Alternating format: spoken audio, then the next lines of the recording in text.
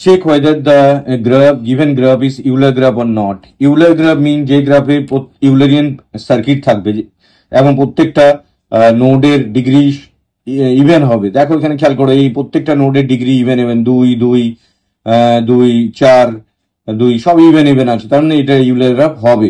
এবার তোমাকে ইউলারিয়ান পাথ বার করতে হবে, যেখান থেকে স্টার্ট করে সেখানে ফিরে আসতে হবে। প্রত্যেকটা এজ একবার ঘুরবে, প্রত্যেকটা এজ একবার ঘুরবে। দেখো এখান থেকে E1B E2C E3 করে করে আলটিমেটলি দেখো প্রত্যেকটা এজ ঘুরে আবার এতে ফিরে এসেছি, তার মানে এখানে একটা ইউলারিয়ান পাথ আছে। এই গ্রাফটা দেখো, এই গ্রাফটার প্রত্যেকটা নোডের ডিগ্রি ইভেন নয়। দেখো এটা ডিগ্রি আছে 3, তো এটা ইউলারিয়ান গ্রাফ হবে না। এবার দেখো পাথ খুঁজে বেড়াও, দেখো এই পাথ দিয়ে যদি ফিরে আসি যায়, আবার ফিরে আসতে গেলে এই পাথেই আসতে হবে।